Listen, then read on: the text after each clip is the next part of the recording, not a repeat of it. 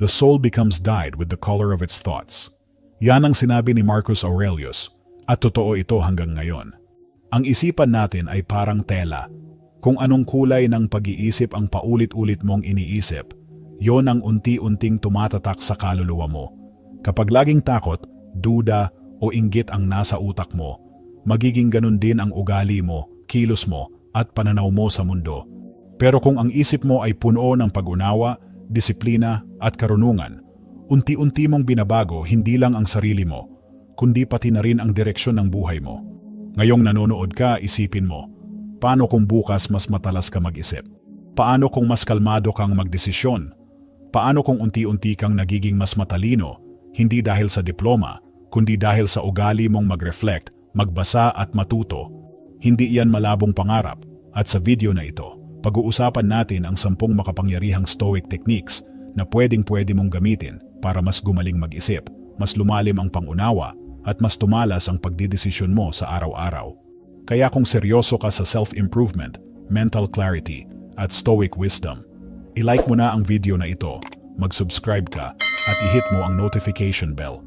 Dahil bawat linggo, maglalabas tayo ng content na hindi lang nakaka-inspire, kundi talagang nakakatulong para tumalino, at tumatag ang pagkatao mo. Simulan na natin ang journey na ito tungo sa mas matalino at mas matatag na ikaw. Number 1. Gawing guro ang pagbabago. Isa sa pinakamahirap tanggapin sa buhay ay ang pagbabago. Minsan, bigla na lang tayong nawalan ng trabaho. Minsan, ang mga taong akala natin ay habang buhay nating kasama, unti-unting lumalayo. Minsan, kahit simpleng bagay lang, tulad ng paborito mong tindahan na nagsara o paglipat ng kaibigan mo sa ibang lugar, parang may kirot na dala. Natural lang na mahirapan tayong tanggapin ang mga pagbabagong yan. Kasi ang utak natin ay programmed para sa familiarity.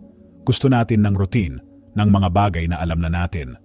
Pero ayon sa mga Stoic, ang pagbabago ay hindi kaaway. Isa itong guro. Sabi nga ni Marcus Aurelius, "Loss is nothing else but change, and change is nature's delight."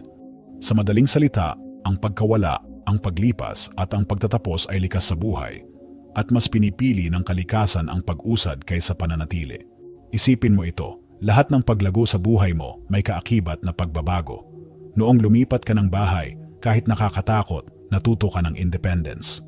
Noong na-heartbroken ka, natutunan mong mahalin ang sarili.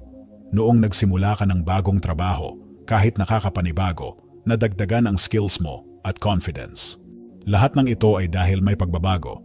At kung titingnan natin ng tama, bawat pagbabago ay may dalang leksyon. Ang Stoic mindset ay hindi yung tipong, "Sige na nga, tatanggapin ko na lang." Ito ay aktibong pagtanggap, isang mentalidad na nagsasabing, "May matututunan ako rito. Kaya kong humugot ng karunungan sa bagong karanasang ito." Halimbawa, may bagong software sa opisina, tapos hirap na hirap ka sa paggamit. Pwede kang mainis at magreklamo, o pwede mong tanungin ang sarili mo, ano kayang bagong skill ang matututunan ko rito? Paano kaya ito makakatulong sa akin sa long term? Ganito mag-isip ang isang Stoic. Hindi nila sinusukuan ang pagbabago, ginagawang guro ang bawat pagkakataon.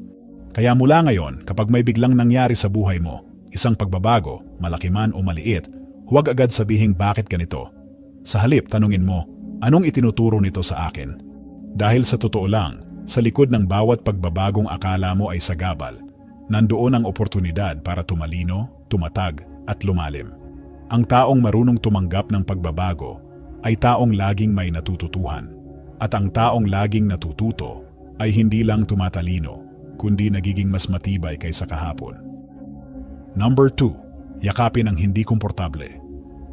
Ano ang una mong reaksyon kapag nahirapan ka? Kapag may task na hindi mo gamay o kapag napunta ka sa sitwasyong hindi ka sigurado? Ang natural na tugon ng marami ay umiwas. Pero ang mga Stoic, hindi sila umiiwas, sila ang lumalapit. Bakit? Dahil alam nilang ang tunay na talino ay nahuhubog sa hirap, hindi sa ginhawa. Isipin mo ang isang tao na gustong matutong maggitara. Noong una, masakit sa daliri. Mali-mali ang kuha sa chords. Nakakainis, nakakapagod. Pero kung hindi siya umatras at tuloy-tuloy pa rin kahit mahirap, hindi lang siya natutong maggitara.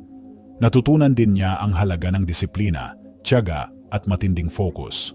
Sabi ni Marcus Aurelius, The obstacle is the way. Ibig sabihin, ang mismong humahadlang sa'yo, yon ang daan patungo sa pag-unlad. Ang discomfort o pagiging hindi komportable ay hindi babala. Ito ay paanyaya. Paanyaya para lumabas ka sa comfort zone at makilala mo ang mas malakas at mas matalinong bersyon ng sarili mo. Halimbawa, natatakot kang magsalita sa harap ng tao. Baka nandyan ang susi para sa mas malaking self-confidence. Hirap kang humindi sa tao. Baka ito ang oportunidad para matuto ng boundaries. Naiilang ka sa katahimikan. Baka may aral ang silence na hindi mo pa nauunawaan. Ang pagiging komportable ay hindi masama, pero kapag lagi ka na lang nandyan, tumitigil ang paglago. Ang Stoic mindset ay nagsasabing, hindi ako takot sa hirap. Dahil alam ko, sa bawat hirap may talinong kasunod. Kaya sa susunod na may dumating na pagsubok, huwag kang umatras agad. Huwag mong sabihin, ang hirap naman nito. Sabihin mo, baka ito ang kailangan ko para lumakas. Dahil ang utak na sanay sa hirap ay utak na matalas. At ang puso na sanay sa discomfort ay pusong buo. Kung gusto mong tumalino, huwag mo lang hanapin ang madali. Hanapin mo rin ang mahirap at manatili roon hanggang sa matuto ka. Dahil minsan, ang hindi mo gustong daan, yung palang talaga ang tamang daan. Number 3. Matutong magpahinga, disengagement. Sa panahon ngayon, parang kasalanan ang magpahinga. Laging may hustle, laging may deadline, laging may kailangang habulin. Pero sa pananaw ng mga Stoic, ang taong marunong magpahinga ay mas matalino kaysa sa laging abala. Bakit? Dahil alam nilang ang isip ay parang katawan. Kapag sunod-sunod na pinipilit, napapagod, bumabagal, at lumalabo ang direksyon. Sabi nga ni Marcus Aurelius, men seek retreats, but the best retreat is within yourself. Tayong lahat naghahanap ng bakasyon, sa tabing dagat, sa bundok, sa labas ng syudad. Pero ang tunay na pahinga ayon sa Stoics ay yung natutunan mong tumahimik at magpahinga kahit nasa gitna ka ng gulo. Ang tawag dito, deliberate disengagement. Hindi ito pagiging tamad, hindi ito pag-iwas, ito ay matalinong pahinga. Isang desisyong pansamantalang umatras para luminaw muli ang isip. Isipin mo ang isang pintor. Kapag sobrang lapit niya sa kanyang obra, hindi na niya makita ang kabuuan. Kaya anong ginagawa niya? Umatras siya. Pinagmasdan muli, at doon niya nakikita ang kailangan niyang baguhin o ayusin. Ganito rin ang utak natin. Kapag sunod-sunod ang gawa, sunod-sunod din ang pagkalito. Kapag walang pahinga, walang espasyo para sa bagong ideya. Kaya anong pwede mong gawin? Maglakad ng walang cellphone. Umupo sa isang tahimik na lugar kahit 10 minuto. Magbasa, magsulat, magdasal, o simpleng huminga lang. Maglaan ng oras sa araw mo para hindi gumawa ng kahit ano. At hayaan ang isip mong mag-recharge. Ang tawag ng Stoics dito ay inner retreat. At sa retreat na yon, natututo kang makinig muli sa sarili mo. Doon mo naririnig ang totoo mong boses, hindi lang yung ingay ng social media, expectations o pressure ng mundo. Kapag natutunan mong magpahinga ng may intensyon, mas magiging malinaw ang pag-iisip mo. Mas mabilis mong naiintindihan ang problema. Mas matalas ang analysis mo. At mas nakakagawa ka ng mga desisyon na may lalim at direksyon. Hindi laging sagot ang trabaho pa. Minsan, ang sagot ay, sandali lang, lalayo muna ako. Kaya huwag kang matakot na umatras paminsan-minsan. Sa pag-atras mo, doon mo makikita ang buong larawan. At sa sandaling yon ng katahimikan, doon mas lalong tumatalino ang isang Stoic. Number 4. Huwag tumigil sa pagkatuto, lifelong learning. Akala ng iba, ang pagkatuto ay natatapos sa graduation, na kapag may diploma ka na, sapat na. Pero para sa mga Stoic, ang tunay na matalino ay yung hindi kailanman tumitigil sa pagkatuto. Sabi ni Epictetus, only the educated are free. Pero ang educated na tinutukoy niya, hindi lang yung may degree. Ito ay yung taong patuloy na natututo araw-araw dahil alam niyang ang mundo ay puno ng aral kung marunong ka lang tumingin. Tingnan mo ang mga bata. Kapag may bagong nakita sila, namamangha sila. Ang dami nilang tanong, ang dami nilang gustong malaman. Pero habang tumatanda tayo, nawawala ang wonder. Nauubos ng trabaho, stress, at paulit-ulit na routine ang ating kuryosidad. Dito pumapasok ang Stoic mindset. Gawin mong habit ang pagkatuto. Hindi lang para sa career mo, kundi para sa kalayaan ng isipan mo. Paano? Magbasa araw-araw, kahit ilang pahina lang. Makinig sa podcast na makabuluhan habang naglalakad o nagluluto. Magtanong sa matatanda o ibang tao. Minsan, mas marami pa silang maituturo kaysa sa libro. Mag-reflect pagkatapos ng bawat araw.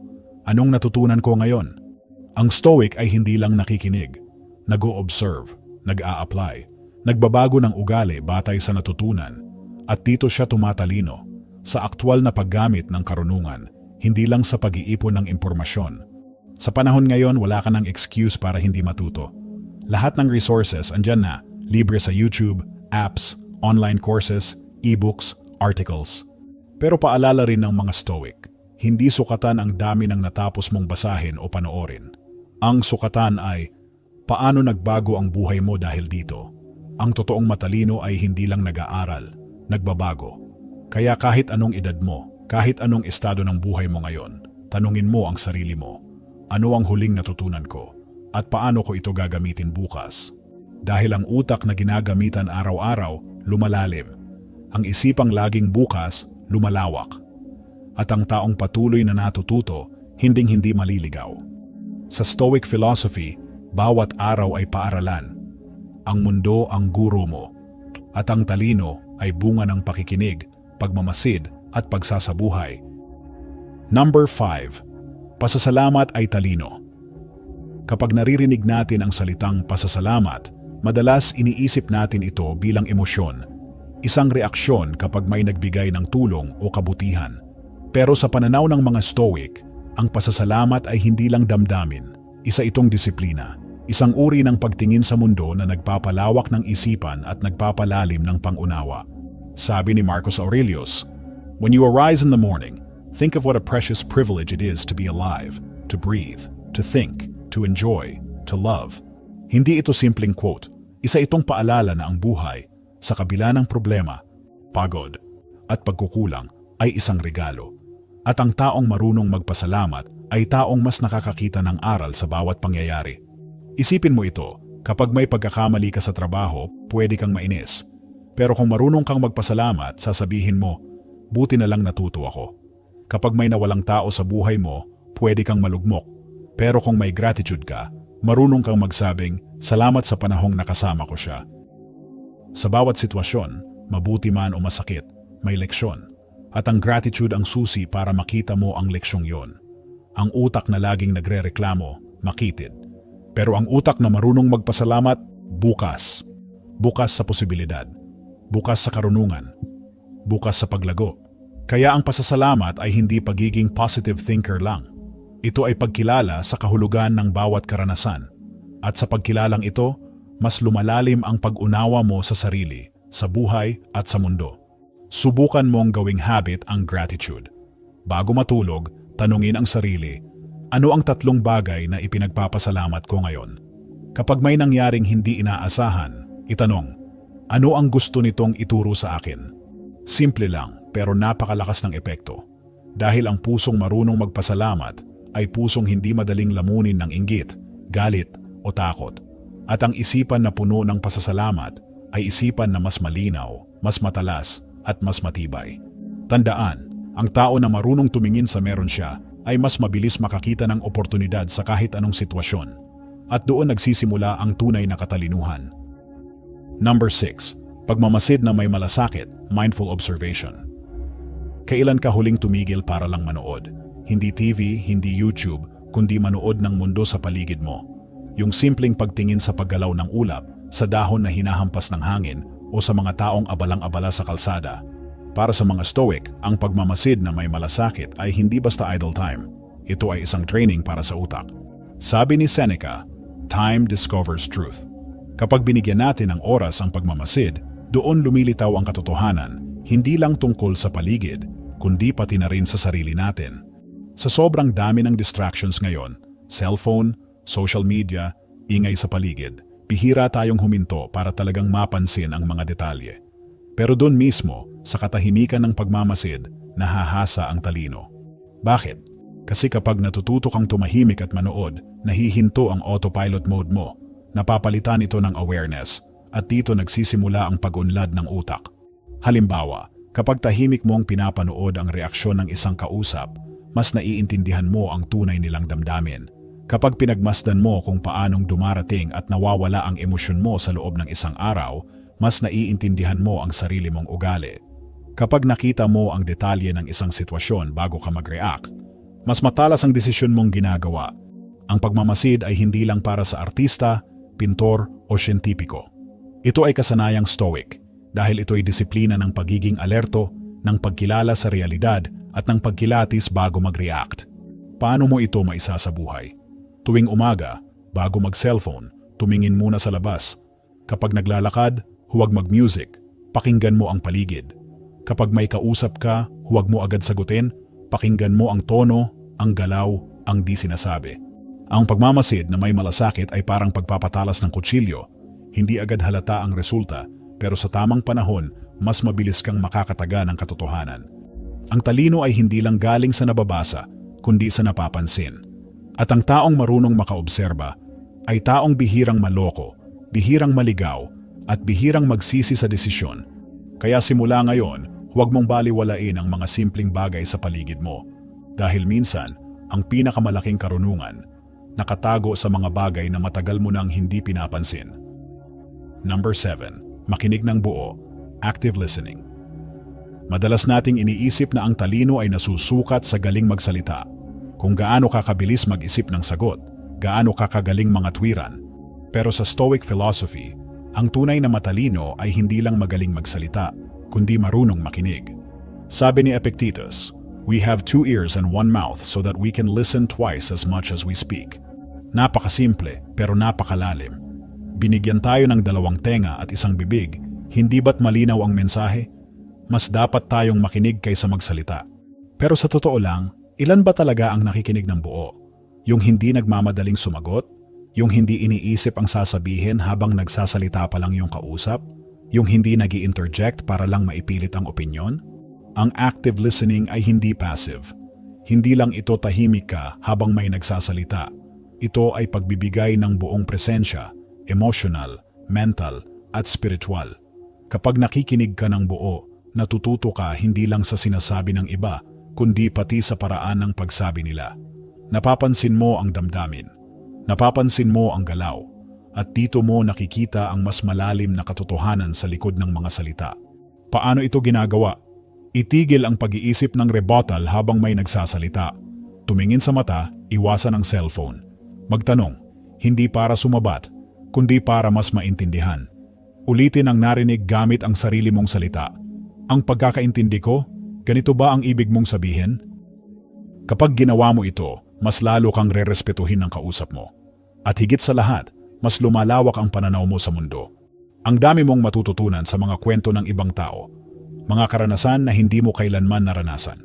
Mga pananaw na hindi mo kailanman naisip. Mga aral na hindi mo mababasa sa libro, pero maririnig mo sa puso ng iba.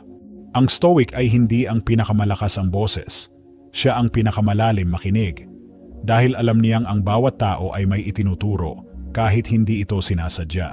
Kaya sa susunod na may kausap ka, huwag ka lang tumango para matapos agad. Makinig ka. Nang buo, nang may malasakit. Baka doon mo maramdaman na mas tumalino ka, hindi dahil sa sinabi mo, kundi dahil sa natutunan mong pakinggan ang iba. Number 8. Tahimik para tumalino. The power of silence. Sa mundo ngayon na puno ng ingay, mula sa tunog ng cellphone notifications, traffic, social media, at 24/7 news, parang nakakatakot ang katahimikan. Pero para sa mga Stoic, ang katahimikan ay hindi kahinaan, ito ay kapangyarihan. Sabi ni Seneca, "We suffer more often in imagination than in reality." At madalas, ang imahinasyong yan ay pinalalala ng sobrang ingay sa paligid at sa isip. Ang tahimik na sandali ay hindi lang para sa kapayapaan, kundi para sa kalinawan. Ito ang panahon kung kailan naririnig mo ang totoong sarili mo. Hindi ang boses ng mundo, kundi ang boses ng budhi mo. Kapag natuto kang tahimik, mas malinaw mong naiintindihan ang nararamdaman mo. Mas naayos mo ang magulong kaisipan. Mas nakikita mo ang ugat ng problema, hindi lang ang sintomas. At sa prosesong yan, lumalalim ang talino mo. Ang Stoics ay pinahahalagahan ang inner stillness. Hindi mo kailangang umakyat ng bundok o mag-retreat sa probinsya para maranasan ito. Minsan, kailangan mo lang ng 5 minutong walang kausap, walang cellphone, at walang gulo. Subukan mo ito. Umupo sa isang tahimik na lugar kahit sa sulok ng kwarto. Huminga ng malalim. Walang kailangang isipin, walang kailangang ayusin. Hayaan mong magsalita ang katahimikan. Makinig ka. Marahil sa simula, maiilang ka. Baka mabagot ka. Baka hanapin mo agad ang cellphone mo. Pero kapag pinayagan mong manatili sa katahimikan, mapapansin mong may mga sagot na lumilitaw. Hindi dahil may nagsalita, kundi dahil ikaw ay natutong makinig sa loob. Ang tahimik na tao ay hindi nangangahulugang walang laman ang isip. Madalas, siya pa nga ang may pinakamatinding lalim dahil sanay siyang manahimik, mag-obserba at mag-isip bago magsalita. Hindi laging kailangan ng mabilis na sagot. Hindi lahat ng tanong kailangan ng reaksyon agad. Minsan, ang pinakamatalinong hakbang ay ang tumahimik muna. Kaya kung gusto mong tumalino, hindi lang sa pamamagitan ng pagbabasa o pakikinig, matutong tumahimik. Dahil sa katahimikan, naroon ang linaw. At sa linaw, naroon ang tunay na karunungan. Number 9. Matuto sa iba't ibang tao, diverse interactions. Kapag iniisip natin ang pagkatuto, kadalasan naiisip agad natin ang libro, lecture o online course. Pero ayon sa mga Stoic, isa sa pinakamalalim na paraan para tumalino ay makipag-usap sa iba't ibang uri ng tao. Sabi ni Seneca, associate with people who are likely to improve you. At hindi lang ito tungkol sa mentors o eksperto. Minsan, ang pinakamatinding aral ay nanggagaling sa taong hindi mo inaasahan. Isang driver ng jeep, tindera sa palengke, o isang matandang kapitbahay. Bakit? Dahil bawat tao ay may dalang karanasan, pananaw, at kaalamang hindi mo pa alam. At kapag marunong kang makinig, tanungin at magpakumbaba, napapalawak mo ang mundo mo. Isipin mo ito. Ang barista sa paborito mong kapehan, may kwento tungkol sa hirap ng minimum wage. Ang kaibigang lumaki sa probinsya, may paniniwala at values na ibang-iba sa nakasanayan mo. Ang kasamahan mong mas tahimik, maaaring may idea na di mo pa kailanman naiisip. Kapag pinakinggan mo sila, hindi mo lang sila naiintindihan, kundi mas lumalawak ang perspektibo mo. At doon nagsisimula ang tunay na katalinuhan, sa pagkilala na hindi ikaw ang sentro ng mundo. Paano mo ito maisa sa buhay? Maging bukas sa pakikipag-usap sa mga taong iba ang paniniwala sa iyo. Magtanong, hindi para kontrahin, kundi para umunawa. Iwasan ang pagiging judgmental. Sa halip magsabi ng, pwede mo bang ikwento kung bakit mo iniisip yan? Ang Stoic ay hindi sarado sa ideya ng iba. Hindi siya nabubuhay sa echo chamber. Alam niya na sa pagtanggap sa iba't ibang karanasan, lumalalim ang kanyang pagkakaintindi sa mundo. At higit sa lahat, natututo siyang maging mas mahinahon, mas maunawain, at mas matalino sa paghusga. Sa panahon ngayon, madali na lang iswipe ang mga ideyang hindi natin gusto. Unfollow, block, cancel. Pero kapag laging ganon, tayo rin ang nawawalan ng oportunidad para matuto, para umunawa at para lumago.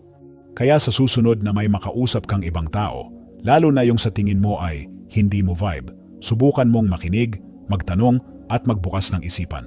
Dahil baka sa kanila mo marinig ang ideyang matagal mo nang kailangang marinig.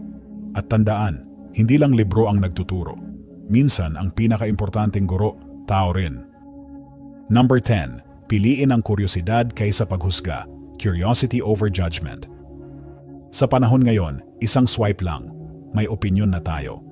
Isang post lang, may hatol agad. Pero ayon sa mga Stoic, ang talino ay hindi nakikita sa bilis mong humusga, kundi sa kakayahan mong maging bukas at mausisa. Sabi ni Epictetus, it is impossible for a person to begin to learn what he thinks he already knows. Kung sa palagay mo, alam mo na ang lahat, isinasarado mo na ang pinto ng pagkatuto. Kaya imbes na magtanong, nanghuhusga ka. Imbes na makinig, kumukontra ka agad. Pero ang taong mausisa, hindi natatakot sa bago o kakaiba. Ang tanong niya palagi ay, bakit kaya ganito ito? Anong pwede kong matutunan dito? Isipin mo ang bata. Walang pakialam sa tama o mali agad. Tanong lang ng tanong. Bakit umiilaw ang buwan? Bakit may pawis? Bakit may umiiyak kahit walang sugat? At sa tanong na yon, nagsisimula ang talino. Paano kung kahit matanda na tayo, bitbit pa rin natin ang kuryosidad na yon? Kapag may ideyang hindi mo gusto, imbes na i-dismiss, tanungin mo, ano kaya ang pinagmulan nito? Kapag may taong iba ang paniniwala, imbes na iwasan, tanungin mo, ano kayang karanasan ang meron siya? Kapag may konseptong bago, Imbes na sabihing weird, sabihin mo, interesting. Gusto kong maintindihan pa. Ang taong mausisa, hindi nangangahulugang walang prinsipyo. Ang ibig sabihin nito, handa siyang matuto bago humusga. At sa ganitong mindset, napapalawak mo ang mundo mo. Dahil bawat tanong ay pintuan sa bagong ideya. Bawat pag-unawa ay tulay patungo sa mas malalim na karunungan. Kapag pinili mong maging mausisa kaysa maging mapanghusga, hindi mo lang pinayayaman ang isip mo, kundi pati ang puso mo. Nagiging mas bukas ka sa iba, nagiging mas mapagpakumbaba ka sa sarili, at nagiging mas malawak ang paraan mo ng pag-iisip. Ang Stoic ay hindi bobo sa dami ng alam. Matalino siya sa dami ng gustong malaman, at doon siya patuloy na lumalago. Kaya sa susunod na may bagay na hindi mo agad maintindihan o hindi mo gusto, huminga ka at tanungin ang sarili, may puwang pa ba sa isipan ko para matuto? Kung oo ang sagot mo, mas matalino ka na kaysa kahapon. Ngayong narinig mo na ang 10 makapangyarihang Stoic techniques para palalimin ang pag-iisip at paunlarin ang sarili, tanungin kita ngayon, anong teknik ang pinakanakatulong sa'yo? Yung tumama sa puso mo? Yung parang ginawa talaga para sa pinagdadaanan mo ngayon? Maaring ito ay ang yakapin ang discomfort o kaya naman matutong tumahimik o baka maging mausisa kaysa mapanghusga. Ano man yon, tandaan mo, ang karunungan ay hindi lang galing sa libro, eskwela o seminar. Ang tunay na katalinuhan ay dumarating kapag araw-araw kang bukas sa pagkatuto. Sabi nga natin kanina, ang karunungan ay hindi nagtatapos sa eskwela. Nagsisimula ito sa araw-araw mong pamumuhay.